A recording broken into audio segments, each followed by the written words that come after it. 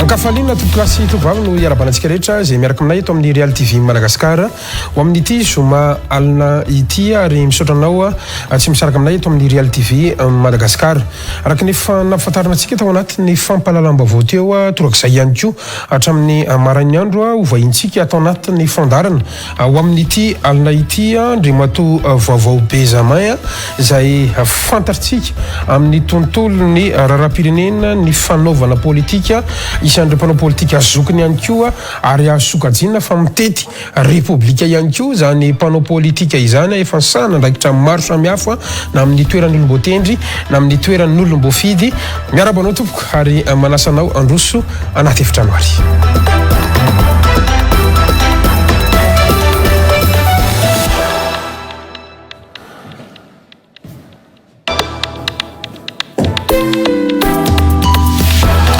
mato vaovao Benjamin ary tena fifaliana lehibe tanteraka mihitsy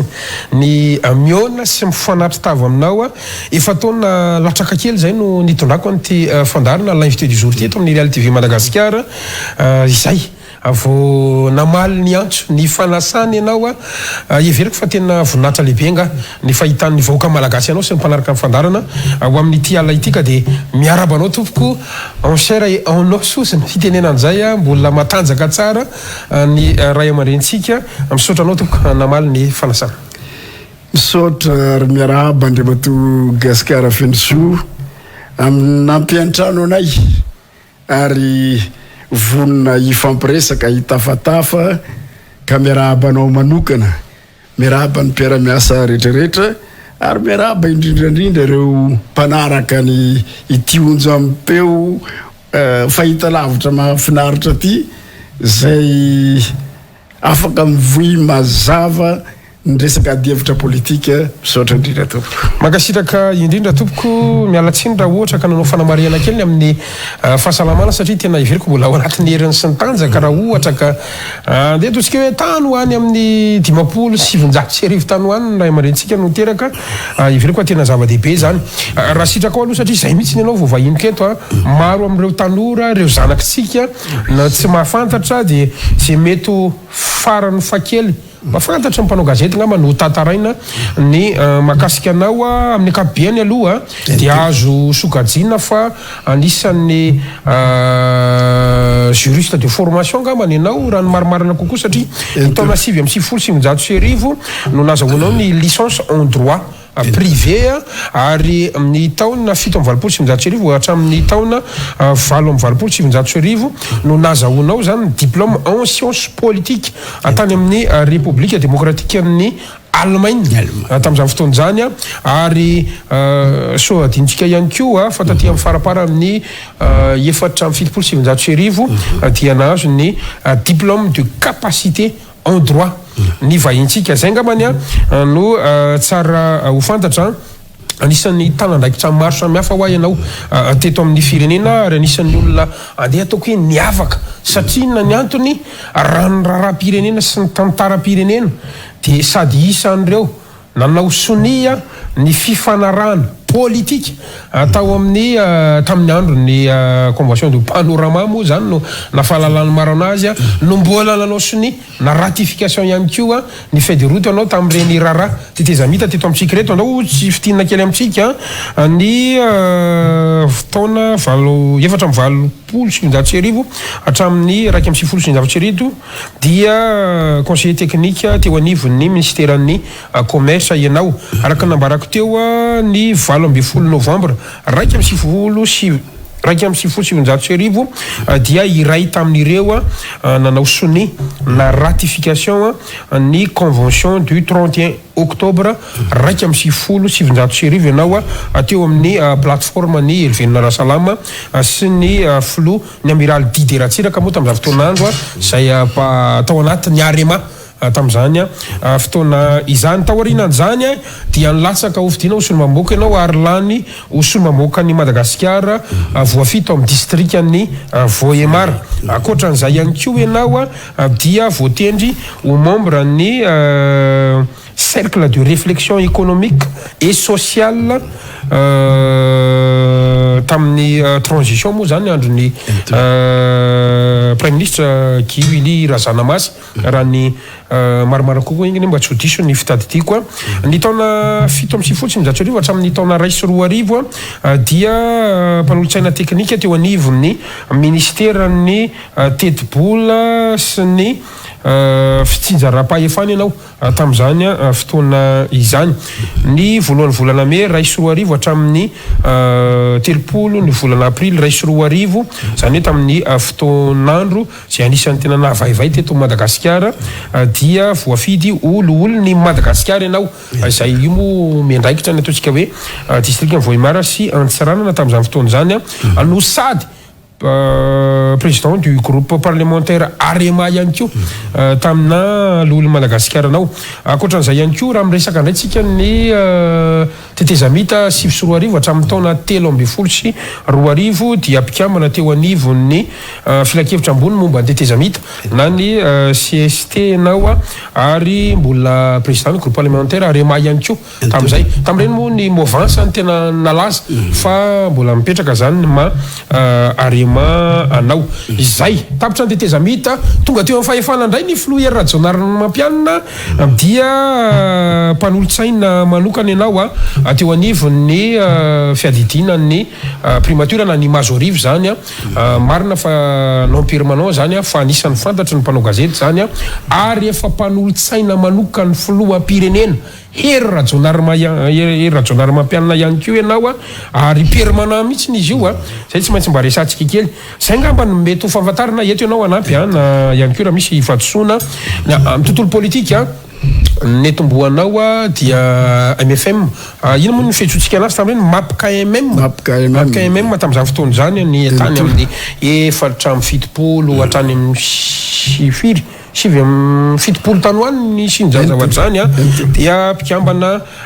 Marema ihany koa zany ianao ny 770 sy arivo efa secrétaire national administratif ny Arema ihany koa zany ianao zay anisan'ny lany moa satria nisy fifidianana tamin'izany fotoana zany ary nambarako teo ihany koa fa iray tamin'ireo nanao soni zany ny feuille de route ianao ina ihany koa CRN ohatrany fotoana ihany koa ianao efa CRN na ny comité pour la réconciliation nationale ny taona fotsiny somary very kely 2024 teo io ngambany teo ny nanomboany ka hatramin'ny taty amin'ny 2024 efa nandeha le tetezamita ny rodana ny filo raha valomanana zay tamin'izany fotoana zany moa anisan'ny niaraka ny tamin'ny filoha professeur Saberber tao anatin'ny lisy satria anisan'izay nampiavaka anazy ny resaka CRN na ny fampiavanam-pirenena zay ngambany miala tsiny fa tena naka fotoana kely taminao satria everiko tena fifaliana lehibe ho anahy no mifanatrika amin'ny ray aman-dreny toy izao mety misy anampianao na ahitsinao kely raha sanatria misy fatsoana avy ao anatiny ny ampina ngamba tsy misy loatra fa tamin'ny taona 770 nazahoako ny diplôme ny capacité en droit dia ny ray aman-dreny Norbert Lara Ratsirahonana nanona nanadina système d'UV tamin'izay unité des valeurs dia matière anankiroa nanaovako fanadinana taloha kely ny loza niatra teto amin'ny firenentsika nahafatany colonel Richard Ratsimandrava iny tamin'iny nahazo diplôme ny capacité en droit zay sorako manokana eto asa firitaona lasa théorina ny ray aman-dreny Norbert Lara Ratsirahonana dia ny tsy voalaza fotsiny moa za tafiditra 2e année en droit tamin'ny 770 mandra-pahazahoako licence nisy elanelana be tany amin'ny 7 taona no ninona voatanora eritrero ny entina fanampo tsy nahainandrindra le resaka fitantanana politique fanaovana politique sy ny fifandraisana amina ray aman-dreny dia nahatonga ohatrany nanana olana tamin'ireo mpampianatra tany Ankatso tany dia lasa aloha nivoaka kely nanao science politique dia niverina avy tao niverina nanao fanadinana dia mba fa nanomboka matotra ngamba tena dia mba havanana amin'ny fifandraisana tamin'ny sehatr'olona maro teo koa ny tantanana ny mpianatra tao amin'ny cité universitaire 67 hectares tamin'ny 7 tam'izay zahay nanao ny terrain'ny com 67 hectares io ary ny tenako sy prime ministre Justin Rakotoiniaina no nitokana an'io rehefa vita ny ray aman-dreny Rakotovora Zakaboana ministre ny tetibola ampanjakana tam'izay no nanampy na tatosa io kianja io de tamin'ny fotoan'andro nitondranay io cité universitaire io moa nanaovan'ny président Ratsiraka an'ireny préfabriqué nanokafana ny université dimy hafa tany amin'ny faritany ankoatran'izay efa nisy teto amin'ny renivohitra iombonana zay zany anisan'ny nanomboany ny activité politique zay natao saika animba ny fianarana satria le fahaizana mifandray amin'olona tiony tsy feno ka avy amin'ny nataoko ihany nahatonga saika nisy retard kely ny rona be tamin'ny fitrandrahana resaka politika zay zany no anisan'ny mampiavaka anao resaka teo hoe tsy fantatro raha misy mitovy anao hoe sady nanao sony fifanarana politika ny raika amin'ny 170 no mbola nisy ihany koa an'ireny 94 reny fa teo ihany koa no mahatotsika hoe mpanao politika mitety vanim-potoana raha mety fahalalana satria ny repoblika faharoa zany no tena mbola mpianatra sy ny sala am'izany tsy mbola niasa fanaovan-gazety fa efa nahitanao ny sehatra zany tamin'izay atao hoe tontolo ny politika izay repoblika fahatelo mazava ho azy zao tsika repoblika faefatra everiko ve raha ny ray aman-dreny vaovao be zamay zany androany io mbola masamylaza sy manonona ny tenanao isan'ireo ataontsika hoe mpisehatra politika sy mpanao politika ave anao androantsika amin'ny resaka io mbola manao na de tsy manana andraikitra firy-tsony amin'ny atoko politika fa maolo-pirenena mamoaka hevitra politika satria raha tarafina misy angamba ny mpanao gazety namanareo niaraka nanao fandaharana taminao tamin'ny fahatelo ny volana May ty zay nilaza fa tamin'ny 1 3 5 de tamin'ny toerana faha 2 izy ny laharina nisy ny Madagasikara satria tamin'izany le fomba nitondrany ny ray aman-dreny président Tsiranana ny tany sy ny fanjakana tena nazava satria voa petrapetraka isaka ny zavatra tokony ampandrosoana le firenena no tena nitrandrany tamin'izany fotoana zany ohatra tamin'ny ministère ny fambolena ministère du développement rural zay ny fiantsona azy tamin'ny première république tafiditra tao ny fambolena tafiditra tao ny rano sy ny ala tafiditra tao ny fiompina ministère du développement rural ary prioritaire mihitsy io tamin'ny andro ny président Tsiranana satria hoy izy hoe rehefa voky ny vahoaka milamigny ny tany sy ny fanjakana politika ny kibo de taty afara moa io nitohizany président Ratsiraka fa tsy nampitovy azy président Ratsiraka nametraka an'le régime socialiste tamin'ny république tapany voalohany république faharoa de nanaovana an'ireny coopérative be dehibe manerana ny Madagasikara zay tany voimaro nahazo tombony teo amin'ny lafiny Procops fa indray zany nararotiny io mbola hiditra am'izay moa tsika nandova loatra angamba ty resaka zarazarao anjakana sy le zay manambola ihany ny tompony fahefana nandova an'io loatra tsika de havanana am'le fampiadina ny ray aman-dreny zay mitondra eo indrindrandrindra rehefa hita fa ahita fahombiazana le mpitondra io zany tsy zakan'le mpangorokarena maneran-tany mihitsy tsy malagasy foana io fa ny vahiny mipetraka eto amintsika na ny vahiny any velany satria firenentsika azadiny ohatra ny manjoany Darfour Soudan am'izao fotoana io mbola nanomboka tany amin'ny fotoanany ry John Garanga ngefa nisy io ady io satria manan-karena be io Soudan io ambanin'io tanàna Soudan io Andriamatogasikara feno so feno pétrole ambanin'io tanàna io ary feno uranium ny firenena soudanais ka io zany tsy amelan'ny mpangoro-karena moramora ny afahany tena olona patriote moa izy président Rajoelina tany Moramanga sy ny olona nationaliste tsy avelan'le mpangoro-karena afaka hitantana moramora foana inona moa no nanenan'ny vahoaka libianina tatia afara rehefa maty président colonel Kadhafi tony tena namokatra pétrole be dia be ary na ny vahoaka ny libianina za mandray karazana tamberim-bidy isaky ny fianakaviana tamin'ny firenena libianina manontolo fa amizao tena latsaka ankaterena ny firenena manan-karena ohatran'ireny ka amizao vanim-potoana ianantsika zao nao manontany mbola iresahantsika rehefa avy eo mankaiza ny firenentsika ty amizao fotoana zao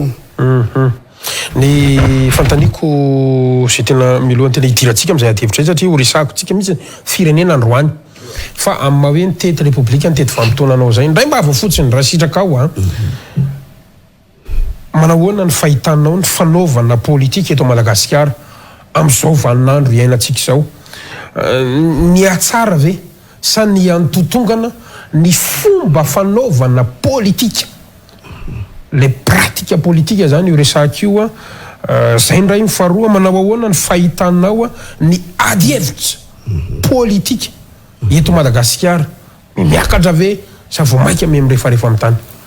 ndray mba ava fotsiny ny famokarana teto amintsika raha ny république efatra ny fandimby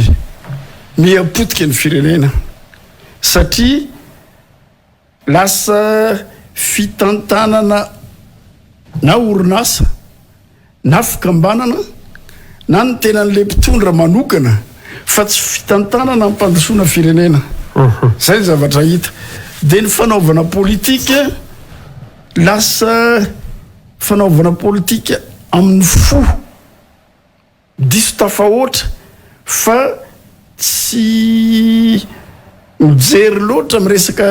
fandrindrana ny fampandrosoana le firenena fa resaka politika amin'ny fo ka raha Andriamatogasikara fenosoa zao vao mitsikeraha kely dia fataoko hoe fahavaloko anao mpanotra fitondrana anao mpanapotika firenena anao ka tena niena ny fandiniana resaka fitantanana fandrindrana ny resaka politika tena nefa tsotro raha tamin'ny andro nareo sy ireo zokray aman-dreny ny Amirady Diratsira mba misy ventiny ary hitatsika matoly hoe président Ratsira ka rehefa voan'ny velam-pandrika na ny vahoaka na ny ray aman-dreny tamin'ny 750 ary tamin'ireny izy fa be dia be tsy vitany nanonganana zay misy antony ara-toekarena nanonganana ny président Tsiranana dia mbola ny diabolisena le maximum président Tsiranana satria azadino Andriamatogasikara fa araka le voalazan'le mpanao gazety namana hoe faharoa ambin'ny folo tsika be dia be ny ezaka vita ny président Tsiranana manoloana ny ezaka vita taty aoriana ohatra raha iresaka zavatra manara-penitra moa en vogue be am'izao fotoana mbola tsy misy angamba mitovy amin'io hôpital HGR Ampefilo zay vitan'ny président Tsiranana tamin'ny taona 70 sy 900 io ny tena hôpital manara-penitra satria tamin'izany vanim-potoana zany efa voatsinjo ny zavatra sokajina asa sokajina fitsaboana hatao tamin'io hôpital io fa tsy ny zavatra misy am'izao fotoana tsy fankaratsiana zany hoe efitra telo efatra tsy misy laboratoire d'analyse tsy misy appareil d'oxygène tsy misy inona lazaina fa manara-penitra ohatra ny manadiso tena ihanitsika ny resaka ataontsika hoe satria tonga dia mitohy amin'ny rahapirenentsika lay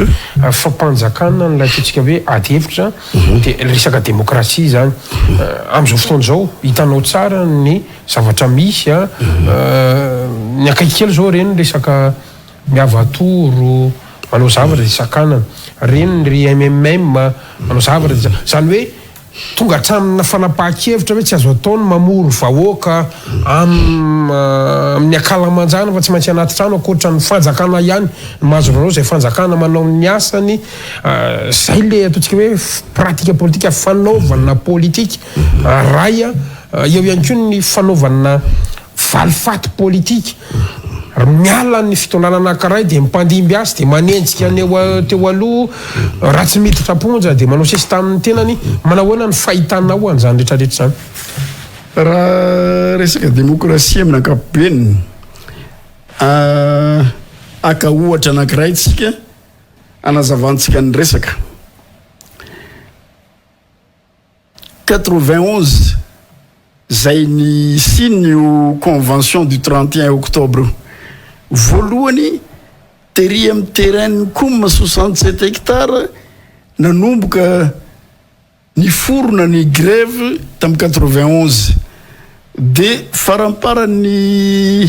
taty amin'ny 20 avril ty raiky amby 90 dia lasa ny roatra nankeo amin'ny 13 mai tamin'ireny farany avril 1er mai sy ny namany reny teo amin'ny 13 mai ny équipe ny Hervelona Rasalama matio io diso io ny poka président Ratsiraka zany tsy nandefa maramila nandravany io 13 mai io teo anatin'ny 5 volana tsy nandefa maramila président Ratsiraka anika manomboka lany hevitra ho zaraina amin'ny mpanao grève ny mpitarika satria isan'andro amin'izay miteny hoe tongava indray rapitso ho isy vaovao lehibe ho tantaraina azavaina amintsika 5 volana tsy nandefasan'ny président Ratsiraka maramila teo dia voatery nanaovana diabe ny karoanina tany Avoloha inona tonga le affaire ny diso fa soa ihany président Ratsiraka koa olona mba ampy amin'ny resaka formation miaramila angamba mbola vitsy ny tovy aminy na tonga azy teny ambony hélicoptère ny laza hoe satria tonga tany Avoloha fa hiakatra tambony ny tanora Amanarivony raha tafiditra tao Avoloha Andriamatogasikara ny tanora tamin'ireny Avoloha lampa-panjakana feno fitaovam-piadiana tao ny fianakaviany amiral Didier Ratsiraka tao ka raha reny fitaovam-piadiana reny fotsiny samby nakaray ny tanora zay tafiditra tany taizany toerana nisy ny firenentsika ohatran'izay ka hoizy président Ratsiraka tambonin'ny hélicoptère il faut les empêcher par tous les moyens quitte à les tirer sur les jambes légitime défense nataon'ny président Ratsiraka quitte à les tirer sur les jambes fa tsy ny teny hoe mamono olona ny maramila ka reny zany ny ahitana fa ka natiana na tsy tiana aloha petsaka ny ramanjika tamin'ireny fotoana reny petsaka ny ramanjika nisy ny bomba any ambanin'ny tany maro samihafa nalaza ny dity Avoloha nisy ny hoe rafale aveny ambony tsika moa lasa miverina ny taloha fa ka zay ny ilazako hoe ahoana ny ilazana fa tsy namono olona sy ny zavatra misy ao anatin'ilay izy fiarovantena ny baiko nomeny miaramila fa tsy hamono olona ary azadino nge tamin'ny vanim-potoana reny misy ministre nge Andriamatogasikara tsy alana pistolet ho amin'ny valany ka iza ny tena namono olona ny mpanafika sa le mpiaro tena ary natonga ny lohandohampisorona tao amin'ny Hervelona Rasalama saika andefa fitoriana tany amin'ny tribunal pénal international de hoy ny ambassadeur ny États-Unis hoe non responsabilité partagée mba tsy amoronako resabe eto tonisy aza ny filazany tam'izay hoe azo lazaina nge izy fitopolo isan-jato any mpitarika le vahoaka telopolo isan-jato ho an'izay filoha ny aro lapa ka naninona moa nanaovana an'ireny satria raha tsisy raha mandrika zany tsy ho voaongana i amiral Didier Ratsiraka tsy maintsy natao zany nisian'izay ohatran'ny zavatra niseho ndray Madagasikara tamin'ny professeur Zafy rehefa ivoy an'le empêchement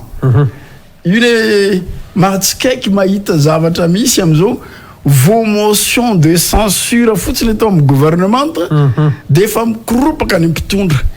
anao motion d'empêchement ny parlement tam'izay de rehefa niteneny ny mpiara-miasa taminy président Zafy de ozy hoe avolao anjakany démocratie izy raha zay ny valiteniny zany hoe zany tena olona ray aman-dreny tompona andraikitra hoe avolao anjakany démocratie izy raha ka asakasaka ny parlementaire tam'izay tena voalanjalanja voafakafaka ve inona dolo ny motif nanaovana an'le empêchement tam'ireny tsy mohatra ny dimy angamba ny zavatra ny évoquena raha fitady diavako azy fa olombelona mety anao fadisoana ka tsy nampiasa hery sy nandravan'ny parlement président Zafelbert raha mamparey aloha nge tam'ireny hatramy député ny Hervelona Rasalama nanao signature satria nahatratra tany amin'ny 94 voix ny député mpanohitra au maximum angamba 51 ny mpanohitra mitambatra nisy ny MFM atao misy ny NRMA zay mamamisa fa mami de misy ny RPSD vaovao teo amin'ny raika ny 10 taona total fa nahatratra 450 le signature de le tao amin'ny Hervelona Rasalama ihany no nanao empêchement ny président Zafy ny mampalahelo aza hatramy fivoizana zavatra tsy tokony iseho teto ambonin'ny tany inona may ny rovan'ny manjaka miadana iny ireny nge zavatra natosika hanalana ny fonony au plateau satria au plateau ny tena nandany ny président Zafy tamin'ny 93 tamin'ny élection présidentielle ny au plateau tena nandany azy ka hanalana ny fony au plateau na motsampona mihitsy izahay mpanao politika ataoko hoe zahay na vita zavatra ohatran'ireny noho le adila politika zay nanaovako tamin'ny voalohany hoe tena nahazovana eto amintsika ny hoe zarazarao anjakana iazaka zao ny fandraisana fahefana mba hananana moyen hananana bourse qui détient la bourse détient les pouvoirs ny lasa moa iny tsy fanadiny fa manoloana le androany mihitsy ny antony iresako an'izay satria ao anatina ataontsika hoe topifitiana antsika andriamato vavaobezamay ary samy efa manomboka metsiketsika daholo ny olona rehetra marefy eny mety ho fahefana ny fanjakana ka mahatonga ny mety hoe fanakatsakana na an'ireo zay heverina fa hifaninana aminy sy mety hifanandrana aminy manahoana zany ny fahitanao azao fanjakana zao ao anatin'izay fampiarana ny démocratie marina loatra ny fanontonianao mahatsapa le fitondrana fa lasa marefo noho n'iny tsy mbola nisy Andriamato Gasikara régime manitsangana nisehoana kolikoly avolenta tato anatin'ny efa taona mihoatra nyty zavatra niseho tamin'ny fitondrana ty kanika rehefa misy miseho mba te handray anjara fakana fahefana de matahotry ny mpitondra nefa zadino Andriamato Gasikara itsika malagasy ange ka 80 ny mahamalagasy ny malagasy ka i 80 manana zo feno hitondra ny tany sy ny fanjakana satria olom-pirenena manana ny zo feno itsika 20 io fa tsy natao hoe ho anay avy any avaratra foana ny hitondra ny firenena satria ny premier président de république président Tsiranana ndraiky misy ila tsy mihety avy amin'ny faritra fieviko président de république faharoa président Ratsiraka avy any avaratra ihany koa président de république fahatelo président Zafy zay avy any aminay Antsiranana ny teto ampovoatany efa intelo président de république ny Fandimby rehefa président no ray aman-dreny ny rehetrarehetra ka maninona ohatrany misy tsy mahazaka rehefa mba misy zanaka atsimo koa no mipoitra nisy fotoana nipoitra ny namana Paraine Auguste milaza fa irotsaka ilatsaka tatoato nipoitra ry somary navaivay ny namana tsy anterany sy tena andrenasolo aiko de asa no ny fahitana fa to midrene vahoaka be deaibe zany sy teny olo tena olom-baovao iseho de mahasariky olona be deaibe zay ngambany mahatonga ny tahotra sady tsy voavolo loatra koa aminareo zandrinay aty afara tsorinay zany ny resaka fitantanana raha démocratique amina firenena anankiray mahatonga anay manontany ohatra hoe ny 10 alin-dah am'izao fotoana ve 10 alin-dah miaro ny firenena républicaine sa 10 alin-dah an'ny régime ny fahitanao anazy zao de ahoana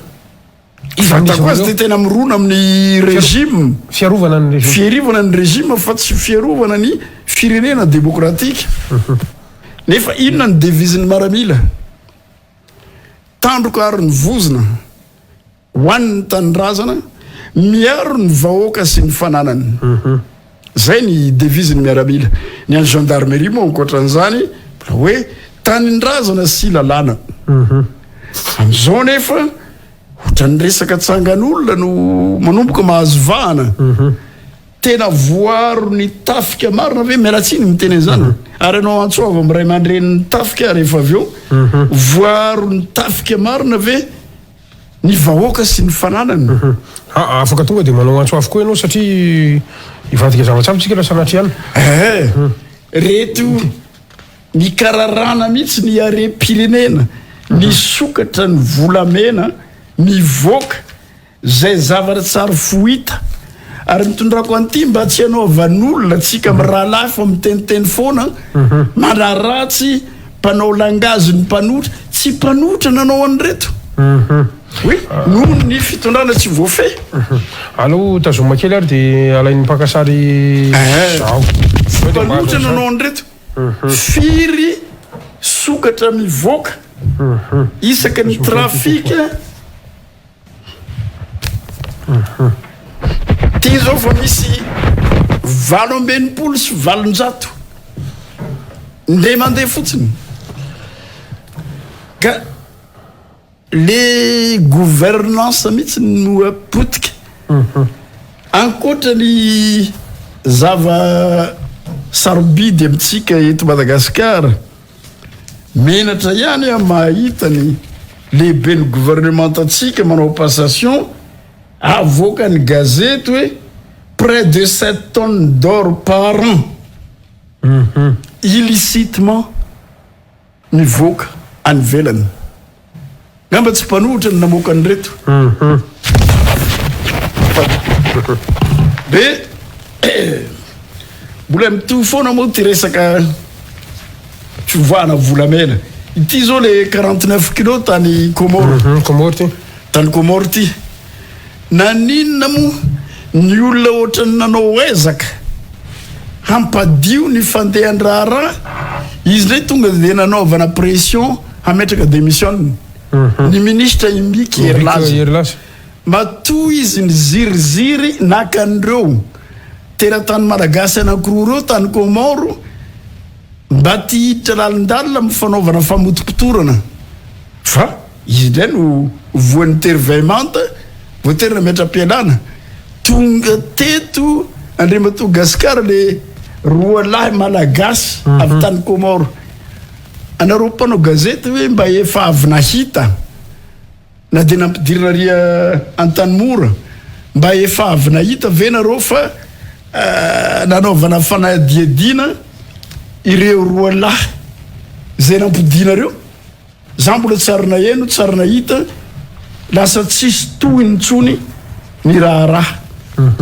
Reto le 73 kilo tamin'ny voalohany reto aizany nanjavonany hatramin'izao. Ao ny aferany Jirama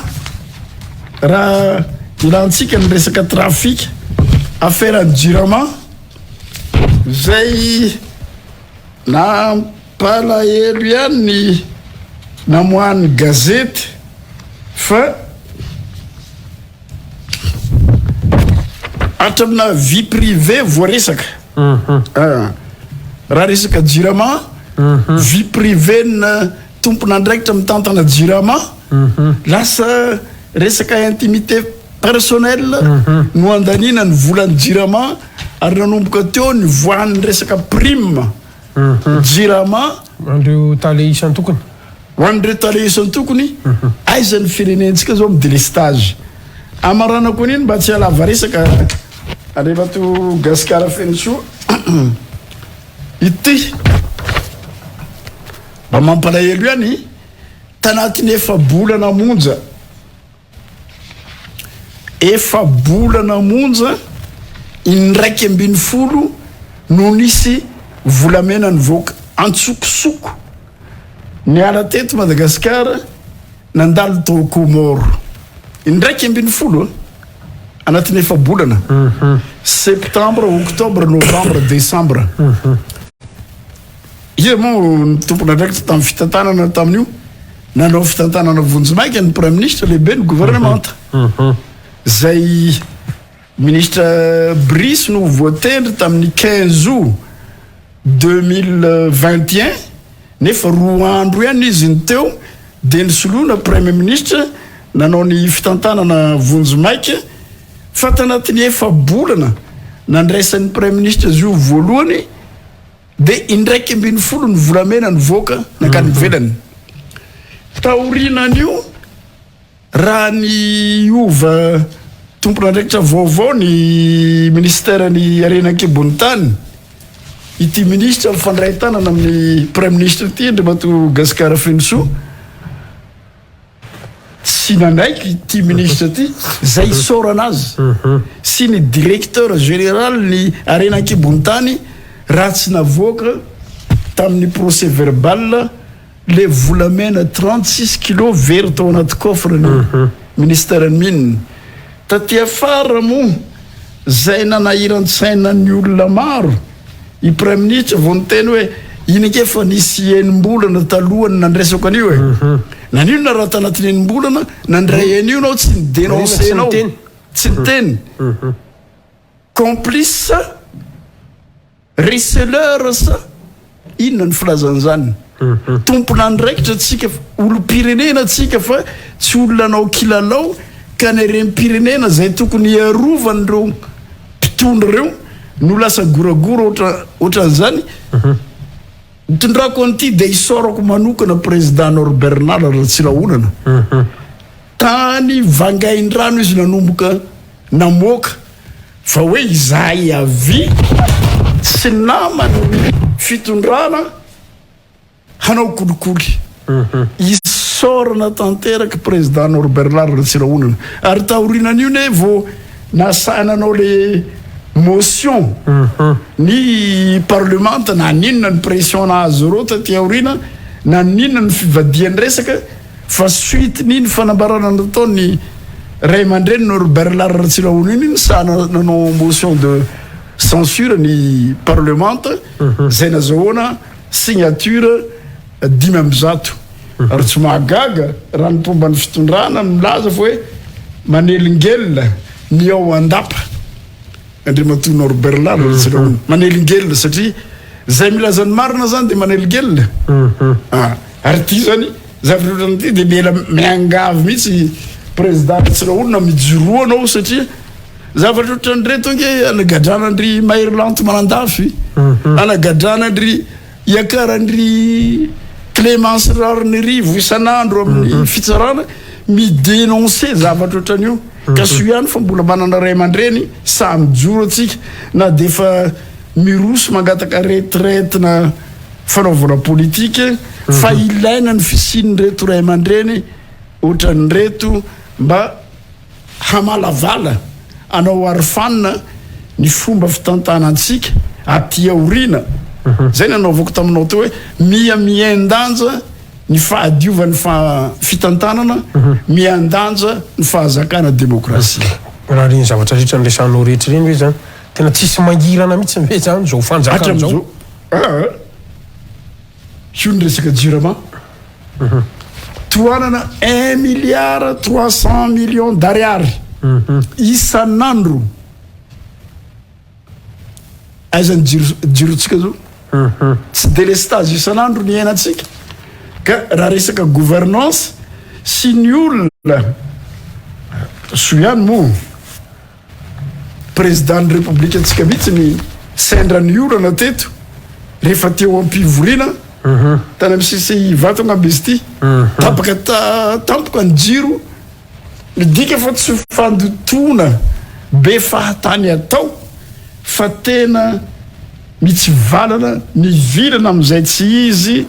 ny fitantanana ny raha-pirenena faraparanako izy ty levato gasikara fa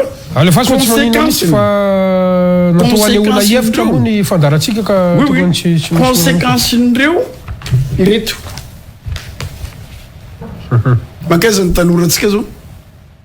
conséquence ny arenantsika tokony hiditra mikitapombola mpanjakana goragora ohatran'io zao nefa raha ny tanora malagasy malaza zao ny roro zao ny tohiny ny afarany ny tanora malagasy satria ny arena tokony ananganana orinasa mbola resantsika io anangana orinasa isaka ny district ny filoham-pirenena any aminay any Antsirana na Andriamatoa Gasikara orinasa roa isaka ny district maty raha anangana orinasa isaka ny district ny filoham-pirenena ny anay andray roa isaka ny district ny maty maty ny tourisme atao nosy be zay nosy be teo moa ny covid atao prétexte excuse nisy covid nge teto Tananarivo fa ny ravinala aéroport te Ivato nandeha foana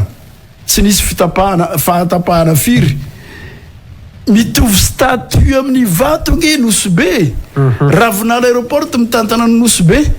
naninona vao 6 mois zao ngamba vao manomboky rétabli ny fidiran'ny tourisme ao nosy be ny tapahana inona ny dikan'izay zay laovako anao hoe hanangana orinasa roa isaka ny district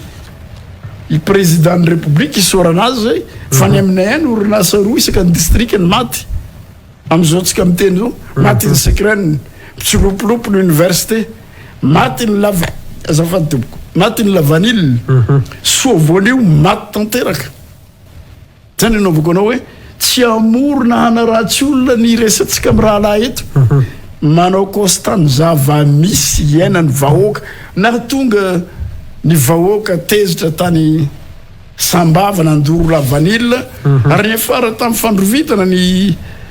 t-shirt misy sary ny filoham-pirenena zavatra tsy tokony iseho reny ny ainan'ireny nge i président Ratsiraka tamin'ny raika amby 20 sanatiavin'ny vava nampikanjona alika mihitsy ny t-shirt Ratsiraka teto Madagasikara efa ny aina vatampaty Ratsiraka tamin'ny raika amby 20 ny aina vatampaty président Hery Rajaonarimampianina tamin'ny 20 sy 20 zavatra tsy tokony atao zany rehefa tsy tianao i président Rajoelina naninonanao moa ny t-shirt zay misy ny sariny fa lasa mironany le toetsaina satria itsika tsisy mitaiza tsony ny zavatra enin'olona de fivoahana ny harem-pirenena migararana ny orinasa tokony hatsangana tsy misy lasa chômeur ny tanora mpifoka roro ny tanora mpifoka any amin'ny bara misy enimpolo miara mandeha mizotra ary ohatrany toejavatra eo ny foronany forosy tafotonandrony tany avaratra zavatra ohatra tsisy ny hafa am'izao satria rehefa teo amin'ny fitondrana président Marc Ravalomanana dia tany fianarantsonga many directeur général dia samy mampiditra ny ekipany tao amin'ny secrène be deaibe zany le tanora tao Antsiranana tsy nananasa tanora zay efa manana anankiray anankiroa anankitelo ky zanaka ny reny teo amin'ny 13 taona midina tsy mampidibola tsony ny ray aman-dreny lasa manao forosy ny ankizy dia tahotra ho izy ianao mety midika an'izany satria ankoatran'le resaka démocratie tenenitsika mpangalabato zahay mpanao politika ny fandimby fa ity kosa tena fa ny opampana raha ohatra ka tena voapirofo fa tany Tuléar misy arivo bureau de vote ny foronina hiatrehana ny fifidianana 3 amby 20 averenkely aloha tsy azon'ny zareo sary fa hidirantsika misy ma zay lafin'ny fifidianana zay raha sitraka ao io zany ohatra anankiray fotsiny amin'ny hoe fokotany matoto na hoe fokotany tsy misy fa misy ihany koa ny atao hoe olombelona matoto ihany koa misy ihany koa ka anatin'izay adihevitra zay misy ntsika manahoana ny fahitanao an'ilay finiavana zany hoe anatanteraka fifidianana eto Madagasikara misy ihany koa sa tsy izy ve io fifidianana io raha zao fandeha an'izao satria adihevitra avokoa na ny lisy mpifidianana na ny lesaka karapanondro fa eo ihany koa zany ny mety vola afahana manatanteraka ny fifidianana sy ny mety lalàna ifian'ny fifidianana ny olona hitantana sy tsara ny fifidianana andriamato vaovao bezamay raha resaka fifidianana mampanahy satria enitsika amin'ny eno manjery reny zavatra tany Tuléar le fokotany arivo fictif hanaovana bureau de vote arivo io ny tsy mbola filazany mpamatsy vola basket fond amin'ny fanoanana ny fifidianana io ny fanakianana ataon'ny antoko politika maro ny tena manaraka an'ilo isorana any président Ravalomanana zay fa ny antoko tim manaraka ny fanaovana ny lisy mpifidianana ny fanentanana ny vahoaka hisoratra anarana ny ray anjara ny fifidianana sarotra angamba ny teny raha ny zava-misy amin'izany no jerena Andriamato Gasikara Fenosoa ny tenenana hoe ny mpanohitra indray no vaty misakana amin'ny fifidianana sarotra teny an'izany fa misy aloha no matahotra ny mety poahan'ny crise mahatsiravina amin'ny 3 dia manainga ohatra kabaro matetika ataon'ny filohajaina Rajona Romampianina hoe aleolo alamina misehatra atsika ny fifidianana efa io moa no nandotona azy tamin'ny 2018 fa hatramin'izao le mbola tsy zavatra fanamboarana natao zavatra nanenjehana azy io ny vohin'ny fifidianana tsika miteny zao président Ravalomanana ny miavatoro sy ny antoko vitsivitsy ny mivoy hoe apetralo ny fandaminana ny rafitra hitantanana ny fifidianana misy ko io amin'ny hery sasany ohatra ny lazaiko teo ny président Rajona Romampianina areto aloha tsy ho adinoko Andriamato Gasikara Fenosoa no anolorako fisaoranazy feno de feno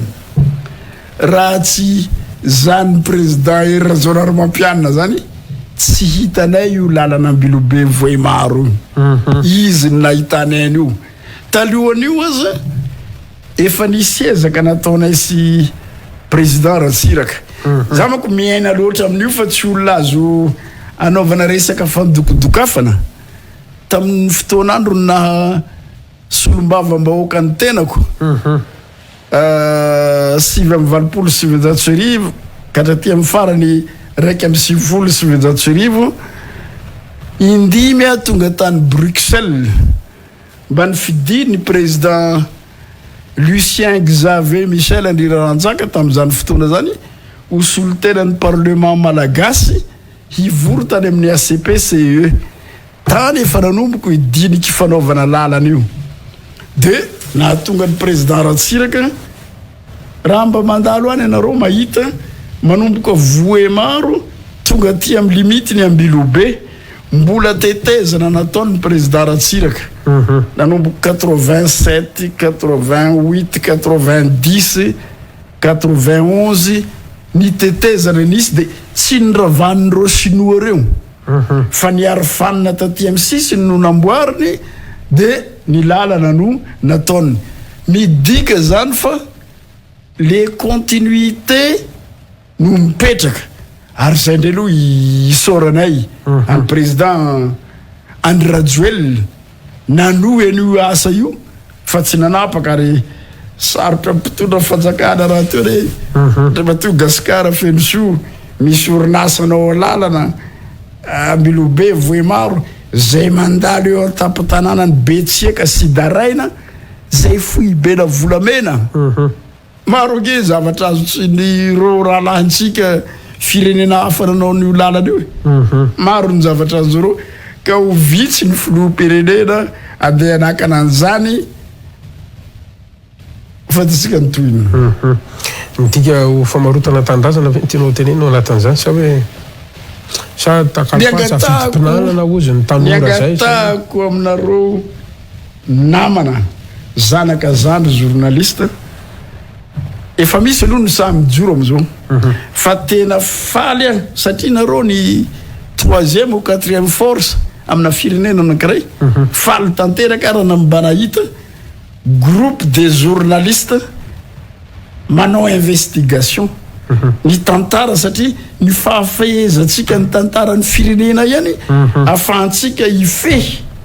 ny olona tokony hitondra ny tany sy ny firenena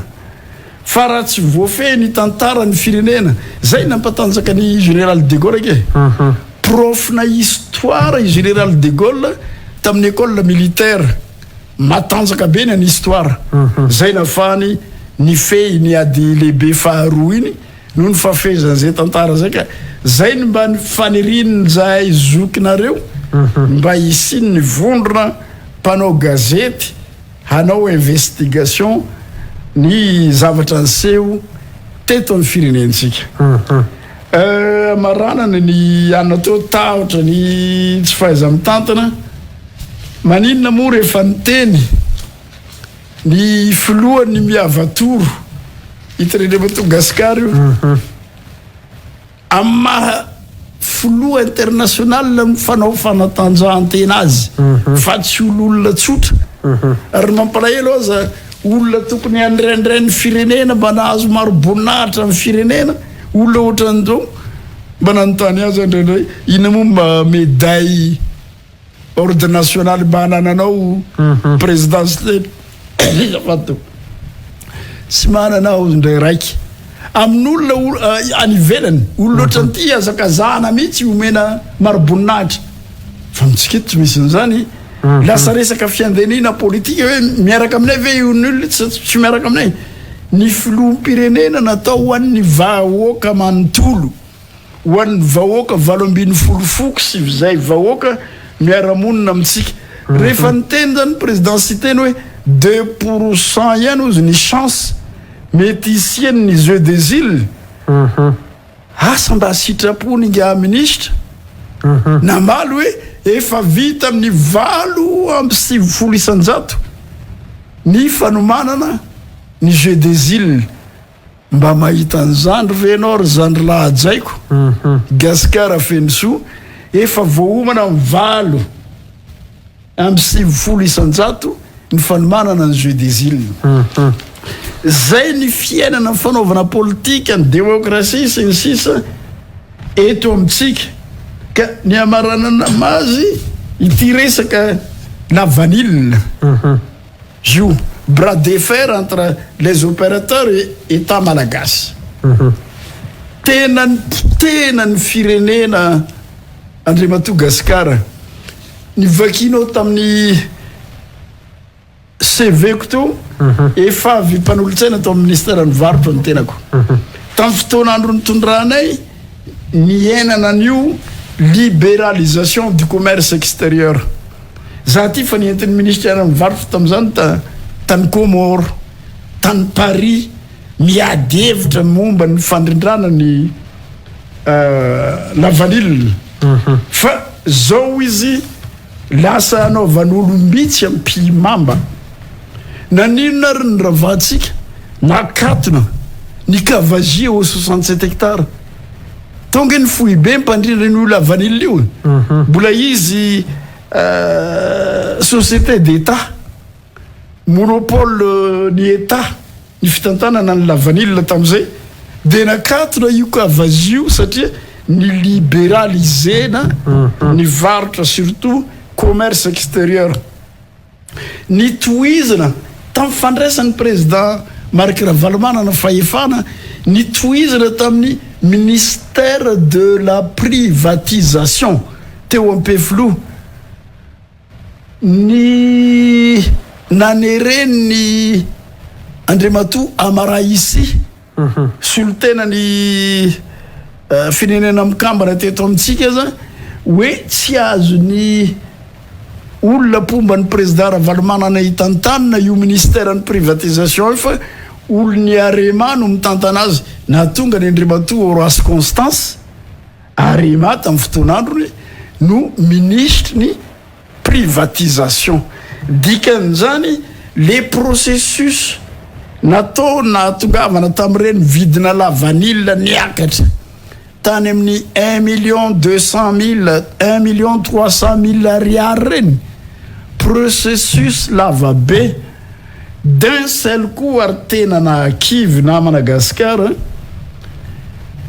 diso fanantenana zay tamin'ny Zouk Edgar ampanajana itenenako an'izany inona ny antony mahatonga anareo resaka monopole d'état nefa tsy état loatra monopole privé de l'état satria firy amin'ireo nomena tombon'ireo moa mampiditra vola amin'ny kitapo-panjakana fa any amin'ny kitapony privé nefa ireny no ny autorisena fa le libéralisation nafahany rehetrarehetra ny asa momba ny resaka la vanille io ny refusena ny agrément za mpandeha any avaratra any misy mpandraharaha miresaka tamiko Andriamatoa Gasikara Fenso hoe zaho izy nahazo agrément tamin'ny 2021 fa rehefa anondrana la vanille mankany velany aho izy de nampifilifilaina tamin'ny resaka fitaterana tany amin'ny telo volana tany izy teto Sambava volasa tany Antananarivo saky hitovy amin'izay koa izy tao amin'ny Angara Antananarivo tao volasa ny ondrana tany velany nefa ny mpandraharaha amin'ireny faritra reny efa manana partenaire tsy latsaka ny 7-10 taona tamin'ny fanaovana ny la vanille io reny amin'izao mba mandehana any ianao mikatona daholo ny magasin mpanao la vanille any amin'ny faritra Sava manontolo ary la vanille io manomboka aty amin'ny Sophie mandalo Sava mandalo analan'ny Jorofo efa hiditra ny Fort Dauphin itsika miteny zao de io fototry ny arenantsika malagasy tsy vola miditra amin'ny kitapony Sava fa miditra amin'ny kitapom-bola mpanjakana io nanaovana monopole ary io politika najoro tamin'ny 7,7 tany de efa nisy contradiction ny seho zany ary tena loza mbola hafatra hatsipy amin'ny ray aman-drenitsika miaramila reo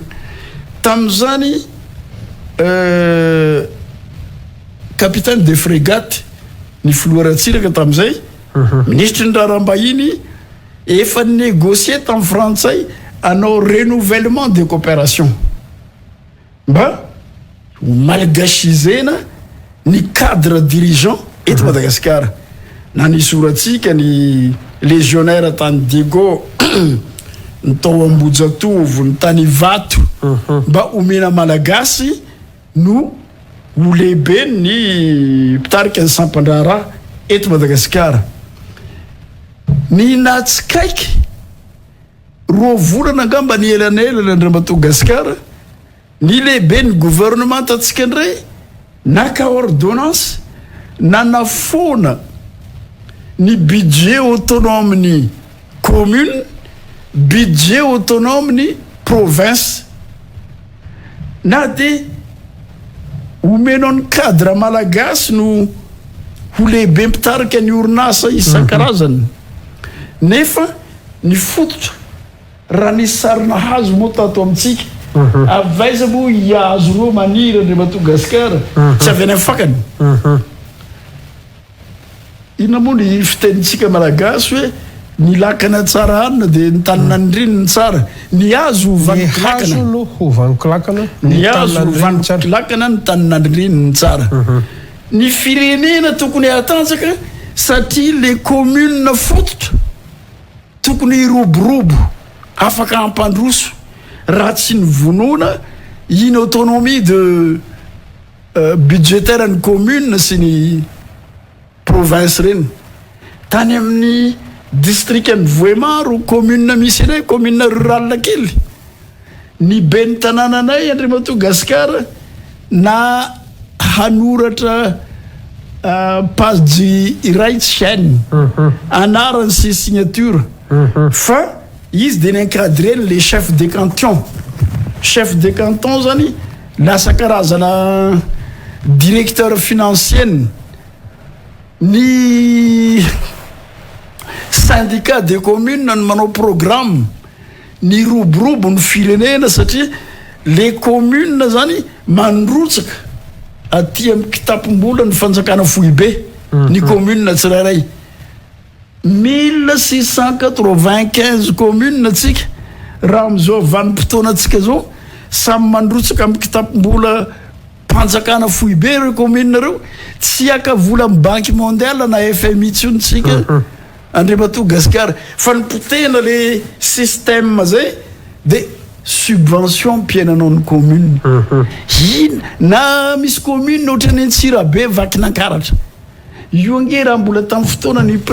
tamin'ny andron'ny président Ntsirana na nampiroborobo an'io commune io satria misy orinasa ngeza zay mandoa hetra BDB amin'io commune io karaha nijanona tany amin'ny commune ny 10 isan-jato miditra amin'ny caisse centrale ny 10 isan-jato lasa petit Paris io Antsirabe io no Ivato io atao hoe hitaro ny Grand Tana karaha io Adema aéroport ny Ivato io nijanona tamin'ny Grand Tana Ambohidratrimo moa lasa petit Paris fa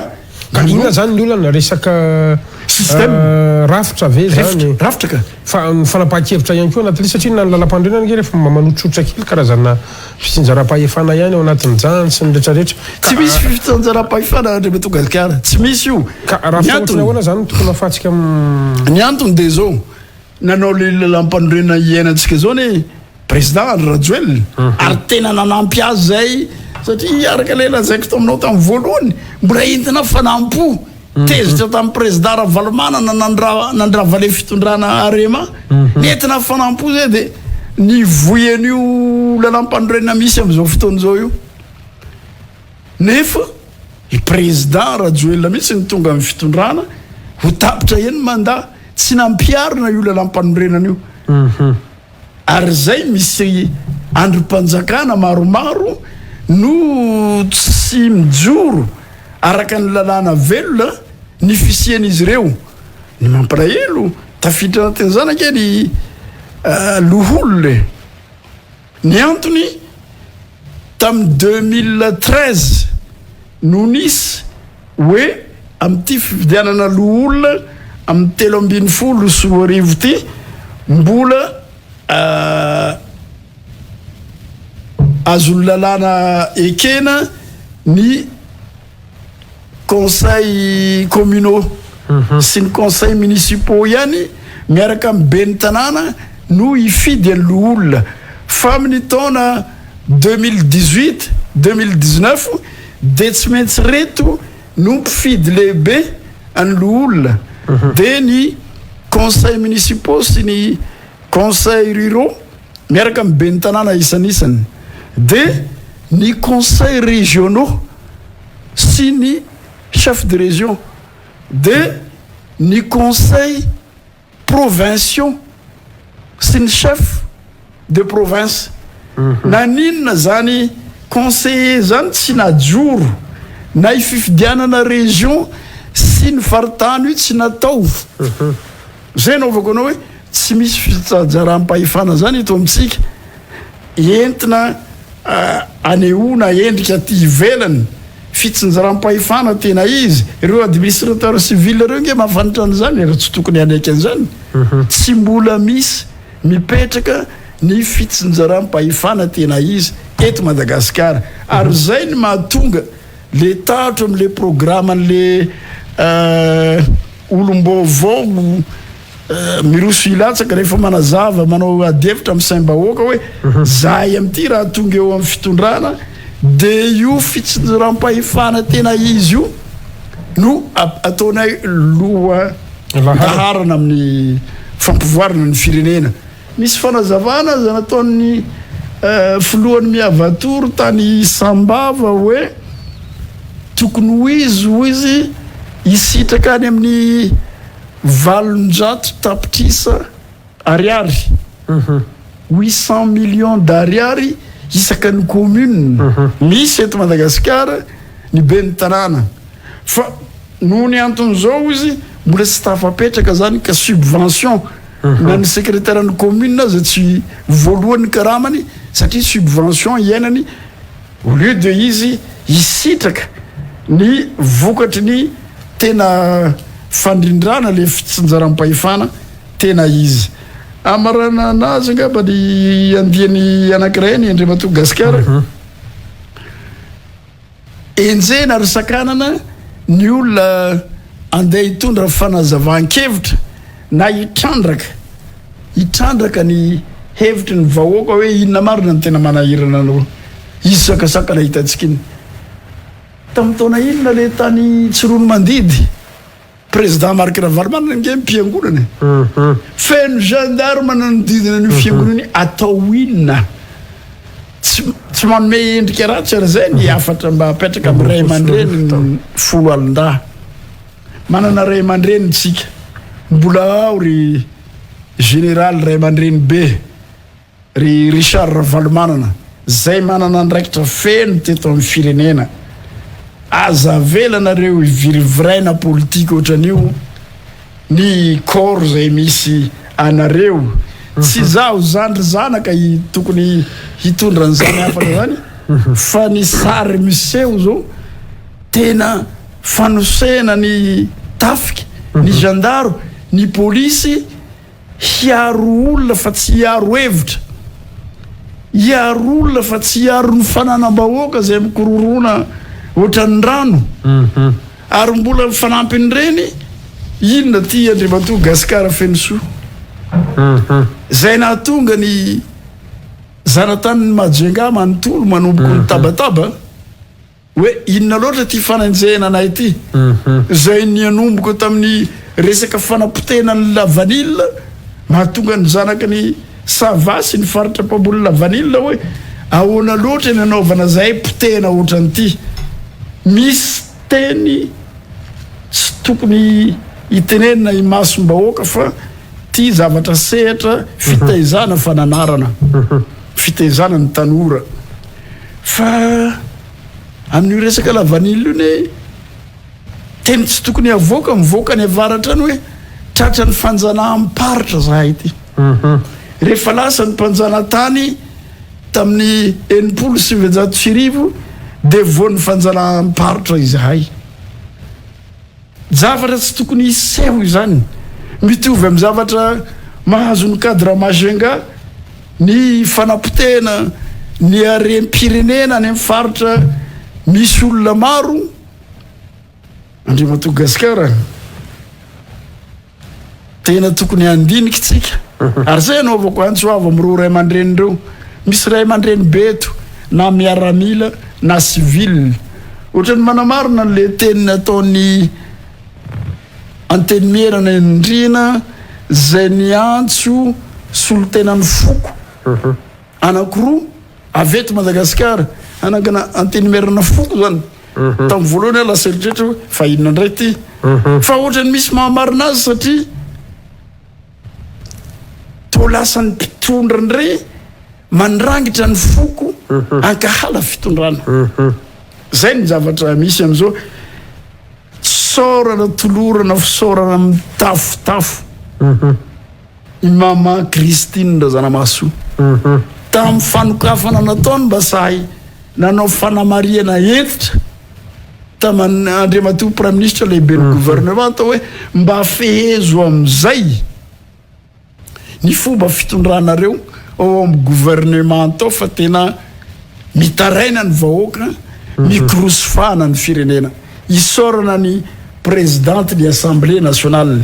ary mbola mifanapotena resaka faritra zay fantatrao moa Andriamatoa Gasikara fa Andriamatoa Rakoto Mamonjy Zamaky inona ny toeran'izany teo aloha filohan'ny anteny miram-pirenena filohan'ny anteny miram-pirenena roa taona sy tapany izy zao nangataka agrément mba hanao la vanille tsy nahazo satria resaka voaka ty fa inona moa idiran'ny présidente de l'Assemblée nationale am'izany andraso aloha mbola hiera madame la présidente fa ohatrany nisy disadisa raha politika tamin'ny madame la présidente ny assemblée am'izao fotoana Andriamatoa Jean-Max Rakoto Mamonjy tsy manana dossier momba ny la vanille tsy olona maloto momba ny la vanille fa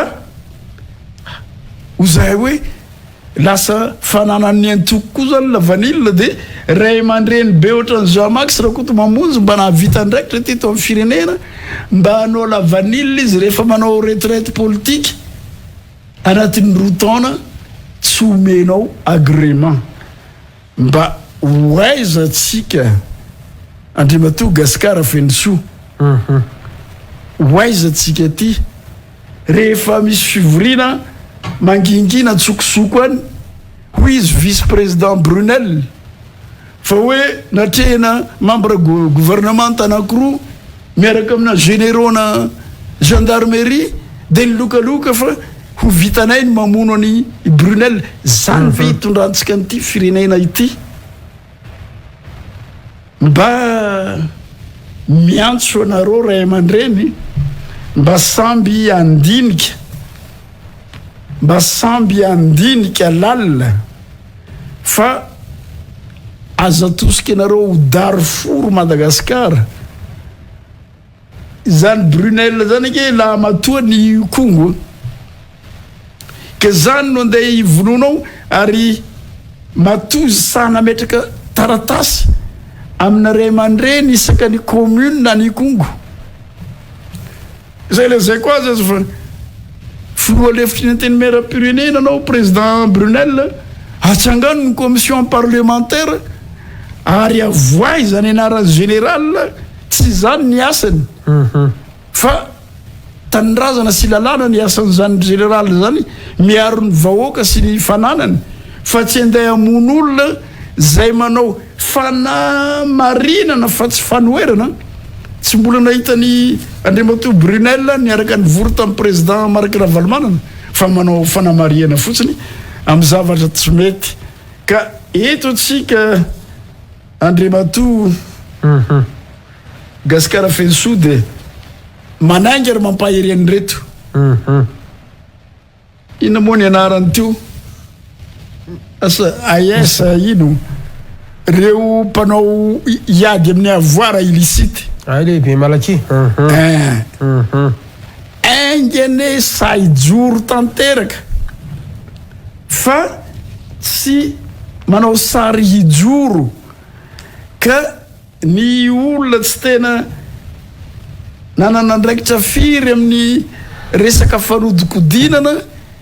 no hiaran'ny sazy fa zay mpanao fanodikodinana gogo reo volamena anatin'ny efabolana indraiky 12 mivoaka ngamba tsy fa tsy omby ny coffre na ny banky any Dubai amin'ny volamena malagasy hoka tsy ataony reto ambany masy tsy hita zany raha tena anarina firenena ary amaly ny tenin'ny président Rajoelina tany Moramanga hoe mba hanana olona patriote tsika hiaro marina ny tanindrazana hiaro ny vahoaka sy ny fananany ary mbola conséquence an'le raha nyresantsika teo vokatry ny arenantsika ny firenena hafa misitraka azy inona io faty olona mikararany io le Madagasikara amampolony maro le nandeha botry clandestin andeha hitady asa ny tomoro eto isorako any zandry vavy tompony Free News mba namoaka an'io vokatra tsy ny fifehezantsika ny eriantsika mifony ramonina ny velany ny olona tsy anasa mifoka roro ny tanora malagasy fa raha voafehintsika ny firenentsika nora ny fehezina ny fivoarany toedrara teto amin'ny firenena ka antsoavo ny ataoko Andriamato Gasikara Fenisoa misy ray aman-dreny maro be tsika eto efa manomboka mampiseho ny fomba tokony hitantanana ny firenena ny ray aman-drenitsika ao amin'ny FFKM mampiakapeo ny sokajina antoko politika maro manaingy anareo ray aman-dreny ao amin'ny tafika mba tena hijoro hiaro ny vahoaka sy ny firenentsika zany aka mibafitra hatao an'ireo ray aman-dreny mpiaro ny firenena reo fa tsy ho fitaovana olona irery filoham-pirenena zany ny olona besin'ny maro ny fidy azy nomena fahefana ny besin'ny maro hiaro azy fa zay olona manao tsy mety kosa oka tsy hoe manakorontana fitondrana manakorontana ny manam-pahefana na iza na ny tenako zany na tratrarana volamena 1 kilo an-trano koa na anaty valiziko sazy io manaraka ny lalàna raha tsy déclareko officiellement zany ny fomba hoe bonne gouvernance ny fanajana ny démocratie ny fanaovana politika zay mampatahatra ny sasany ny mba tiandray andraikitra eto amin'ny firenena sakisakanana zay ny antony Andriamato Gasikara Fenisoa ary za de manainga tsika tsy fanao valifaty vedredrandrindra hoe ny mpandraharaha mpandraharangy tsisy mpandraharaha premier ministre na mpandraharaha ministre ngamba mety misy ireny ny tompona andraikitra mahatonga re mpandraharaha raha toekarena manao zay tiany atao azon'ny premier ministre azon'ny ministre fehezina ireo fa maninona tsy fehezina amiko zany ny ministre sy ny premier ministre ny tompona andraikitra voalohany alohany hoe hifanenjika amin'ny mpandraharaha ny efarantsika malagasy tsy anina mpandraharaha fa nafatra mpandraharaha avy any velany dôly fa zay mibruka tsy manaraka ny lalàna hitsio izy ataovy tohizo ty avoara illicite reso ny zavatra tsy mety ara-dalàna mpidiro amin'ny kitapo-panjakana fa tsy ny mpandraharaha no enjentsika ny mpitondra fanjakana mamela azy ianao an'izany tsy voahitsy ka resaka fifidianana za aloha raha ohatra ka misy araka ny fanotoniny namana Gasikara teo hoe misy mbola mitaky anaovana tetezamita misy te hiroso amin'ny fitondrana za de le tamin'ny 2018 le gasitrahako atsondrano ny fiaraha-mitantana de aza emitra ny fifidianana miroso amin'ny fifidianana sika fa ampy ny fanaraha-maso raha eo ny mpiara-mitantana de amizay tsika tsy lany vola be ohatrany le gouvernement 2018 avril reny zany samy miara-mitantana io ampidiro dolo zay olona manana etaeta ty latsaka ampidiro membre ny gouvernement tao de miara-manara-maso de manao ny lisy mpifidianana sy ny fanentanana ifidy de mitony raha raha-mpanjakana tazolo le daty efa niteneniny seny amin'ny 9 novembre ny fiodinana voalohany. mankasitraka andrimato vaovao-bezamay tena raha tenegny te hoe vofe tao anatin'izay zavatra rehetrarehetra zay mihitsy ny tena fiainam-pirenena amaray aman-dreny anao amin'ny matotsika hoe zoky manoloana andreo mpanao politika ankehitriny inona no mety afatrao na mety ho ambana ihany koa raha sanatry ka mbola anao ny fanaony ny tsirairay avy mbola tsy hainao akory zany resaka ao zany zany hoe mbola hitovy ny androany any rapitso inona no mety ambana ho an'ny firenena ho an'ny malagasy menace sy ny zavatra hafa tena hoe mitodika amin'izy ireo mihitsy sady amaranantsika ny fandarana ny antso arak'ilay voalaza teo hoe oka tsika samby andininy tena oka tsika samby andefitra ny ambo-po nisy ohatra vitsivitsy angamba nitsongaiko teo raha tsiraka ange tsy nandefa maramila mpiasa force zany tari amin'ny 13 mètre amin'ny 91 fa ny mpanotra ny nakany avoloha voatery aro tena izy président Zafy nge nanaovana empêchement ka tsy nanakorontana firenena izy hoe avoloha renjaka ny démocratie raha ilaina asina fampitahana andriamato gasikara fenosoa raha tadiditsika i madame premier ministre britannique Liz Truss 44 jours izy nametra-pialana satria tsy voafeny le lafiny ara-toe-karena de aleo ny ala tozay napotika firenena ka oka tsika samby hatsaro tena hoe tena misy tokoatra ny zavatra tsy nety vitanay zay foana nge ny iarasana amin'ny vahoaka inona zavatra matetika averimbery ny président Ravalomana ny tany varatra tany ifona koa zay tsy mety nataoko de efa falifaly le vahoaka miteteka maheno io satria itsika malagasy olona ny fo itsika olona ny fihavanana tsy ny vahoaka ny tia korontana tsy vahoaka ny sarotiny fa le fomba fitantanantsika kosa mba tovy mifanaraka mitombotsoa ny vahoaka tanteraka zay antsola ny tafika malagasy ary mampatahotra za tsy resaka fitsarana satria avy amin'ny rapport etaon'ny mpanao enquête mpanao famotorana ke asa brigade criminelle brigade de inona enquête etaondreo nge ny andrasan'ny mpitsara ny fanapahan-kevitra mba misy rapport ara-dalàna ve aiza ny service de renseignement généraux ny tafika aiza ny service général service de renseignement généraux ny gendarmerie aiza ny service de renseignement généraux ny police tsy ahita zavatra mikararana eto amintsika zao zay ny mampiahany olona hoe so de nareo hiaro ny vahoaka sy ny fananandray no iray tsy kombakomba oka tsahatra atsika manomboka eo zany mba tsy ho tonga amin'izao toerana misy ny firenena mikorontana ambony ambany mamparelo ny zavatra ao Soudan efa hiakatra eninjato angamba ny maty zay ny tantarany Rwanda na Afrika Atsimo matetika misy éboulement kely ny miseho anatin'ny fitondrana oka tsy ho tafiditra eto amin'ny firenentsika zany mba tena ifantotra amin'ny sainy tsirairay hoe masina ny tanyrazana ary ny Madagasikara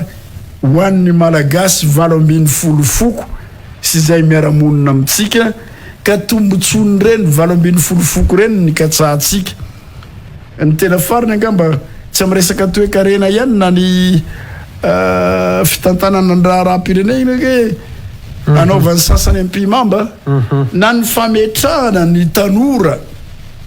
any amin'ny toeram-panjakana ambony le fonctionnaire d'état rehetrarehetra reny commissaire de police inspecteur d'état inspecteur de douane inspecteur de domaine oka apetraka atsika tsy nanaonao foana président Tsiralina tamin'ny fotoan'androny napetrany mifanaraka amin'ny population misy ny isan'ny zanaka ny faritra ny zanaka ny foko 20 tompona ndraikitra amin'ny asam-panjakana amboniny na tonga azy nanao quota ary aza diso eritreritra atsika gasikara fenisoa hoe ny mpianatra mahazo 19/20 amin'ny capitale renivohitra iombonana za hoe bravo satria par rapport amin'ny zaza nahazo 10-11 azo nendremato gasikara fenisoa tany Kandreo na tany Bekily na tany Andapa raha reny ampitovinao tsy hitovy velively satria ny zavatra hitany maso ny zavatra iainany ianarany tsy mitovy eto amintsika renivohitra ka isorony ireo manampahaizana ireo professeur ireo mitambatra ao amin'ny préKS mitambatra ao amin'ny misy ao 67 hectare ao maninona plus bosse plus misy zay reny manome exercice satria ento ny ankamaroan'ny professeur mampivoatra ny zanaka malagasy manerina ny nosy ka tsy hitovy ny noty azony mpianatra eto sy ny noty azony mpianatra any amin'ny toerana lavitra andrinany tsy hitovy fa rehefa hitanao zy manana moyen acceptable amin'le fanadinana ataony rehefa tonga amin'ny toerana anankiray izy roa reny vetivety de lasa mitovy le lanjam-pahaizana izy ireo satria arakaraka ny zavatra ampelatananao ianaranao nezahoanao noty zay ngamba ny antso avy farany atao amin'ireo tompona andraikitra ministra mamenatra ke gasikara na recrutement na maramila na fidirana efa nisy onja peona fahita lavitra namokan'izany hoe mba 4% sisany quota azony commissaire de police any amin'ny faritra sisa rehetra any zavatra tsy tokony hivolena eto amin'ny firenentsika zany ka oka zay voatendry ho tompona andraikitra indrindra ny ministra mba tsy hevitra ny tenany hoe ministry ny fianakaviana na ministry ny paritra ministry ny Madagasikara ministry ny vahoaka malagasy manontolo sotra ndrimato gasikara fenisoa amin'ny fanasana fa zay reto moa fa hitanareo ny taona efa manomboka mandazo ka tsy maninona fa eo koa ny fijerena le toeram-pirenena tsy mahazaka fa fanamariana ny mpitondra ka tsy afeniko andrimato gasikara mahazandry lahako anao raha eninao fa any tsy afandreo ny zokobe vaovao bezame anatero sakafo oka marina fa ivetsika fa fanokevitra ho an'ny firenena anatsaranina ny firenena sady hitezana ny taranaka ihany koa tsika raha teo tsy mikendry na manasoketa olona fa tena hoe milaza ny marina zay le tenao teo hoe constatation no nataotsika ary nitondra vahaolana ihany koa tao anatin'le izy makasitraka ray aman-dreny vaovao bezamay amin'ny fanekenao ny fanasana mialatsiny amin'ny alina toy zao tokony akahakaina kanefa de voatazona ty anao no zay raha-pirenena zay fa ela ihany koa no nidetafana no tena marina isaorantsika ny tompo mbola afaka mifampiresaka amin'ny malagasy sala am'izao tsika makasitraka indrindra tompoko nalaky nasain'ny fandarana misaotra indrindra gasikara fenisoa misaotra ny Real TV amin'ny ankapobeny misaotra zay olona nanaraka ny fandaharana raha misy tsy mety azazaho zanaka anareo ny arina fa mety fandanjaranjako ny tantaranisy fotokevitra navokako mety tsy mirindra amin'ny tokony ho izy ialana tsiny fa tiana tsara tiana mafy ny mahamalagasy iray any Madagasikara ny tenako misaotra tompoko makasitraka indrindra tompoko isaorantsika rehetra niaraka taminay hatramin'ny farany tamin'ity alina ity ny fondarantsika manome fotoana ho amin'ny manaraka inay tompoko lasy tovavy veloma tompoko